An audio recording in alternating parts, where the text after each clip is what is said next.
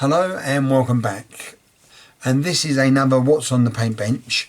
I have a few more of these to do. Let me just count up. So that's this one, 1, 2, 3. I've got 3 more of these to do, and then what I'll do is I'll get on with some unboxings, and then after the unboxings I'll start showing you some of the painting that I've been doing.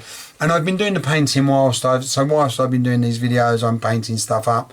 And I want to get a decent amount so I can show you where I am with my painting. So these are Blacktree design, Ancient Assyrian Cavalry. As you can see, they have round helmets, not like the Ancient Assyrians that we know of, which are these with the more pointed helmet. Now, strictly speaking, these are from the Ancient Assyrian early period, and which was slowly phased out for those pointed helmets, as you see.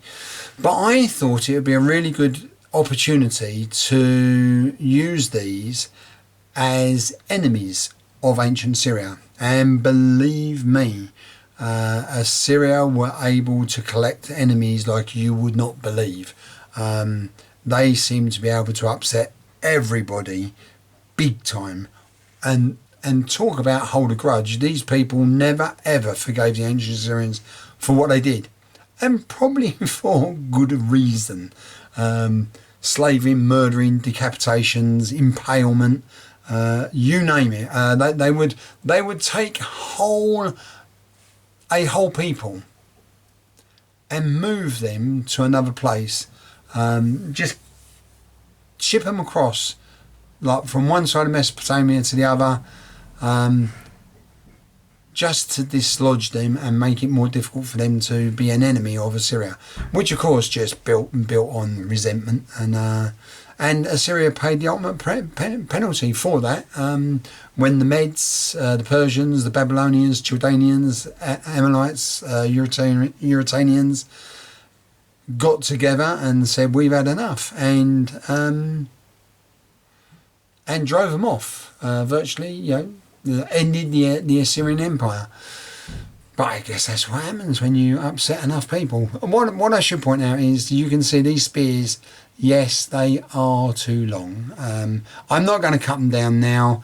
I'm going to leave them as they are and just try to put it right with any more cavalry that I do.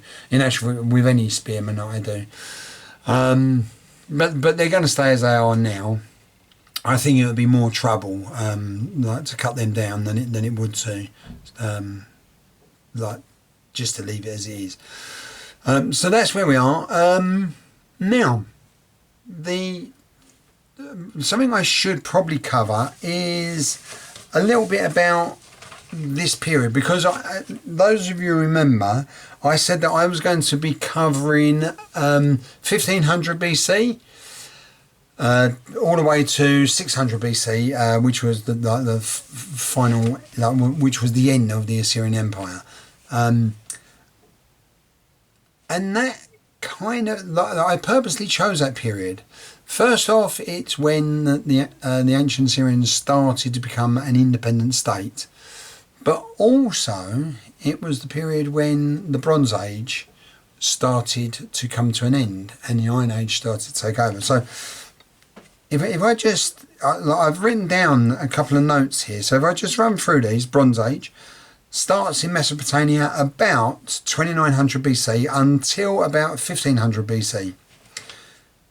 But theoretically, as far as we know, the Bronze Age didn't come to an end until around about 1155 BC, which shows that the Bronze Age didn't just stop. It didn't just come to an end. Nope.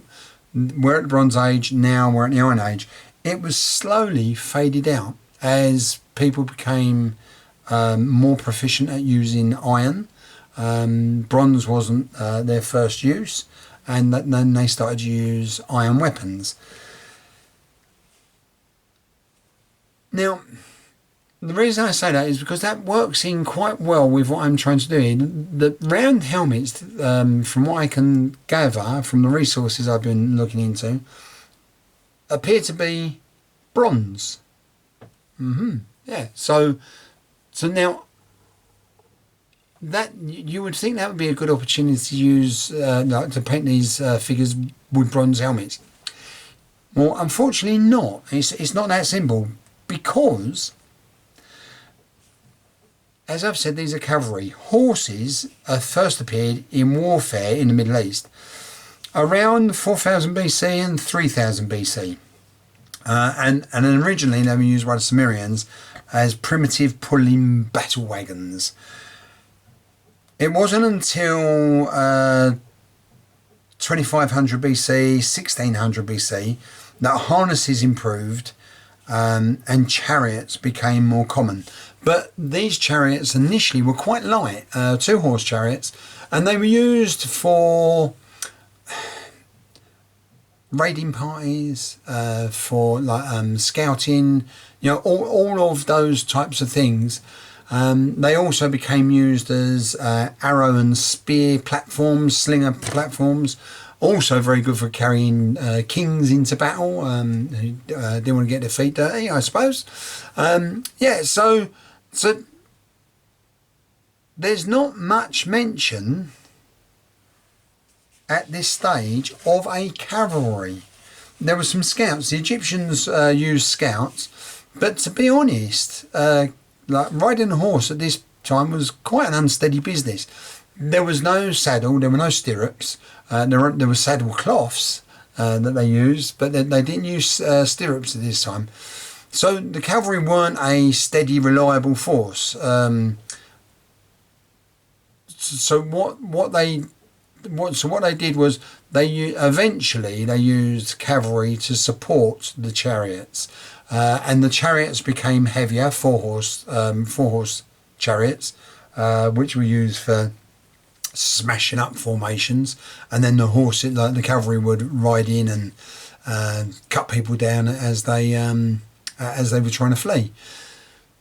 But the cavalry didn't really come into its own, but didn't really wasn't really supporting the chariots until about 800, 700 BC. Sorry, the 8th and 7th century BC. So you can see there's quite a big time period there. So the cavalry, initially weren't used that much. So in order for me to use these, I'm going to have to wait a little while. It has made me think about what period I should start using, especially since I haven't got any chariots yet. I think what I'll do is I will just put that right and buy some chariots.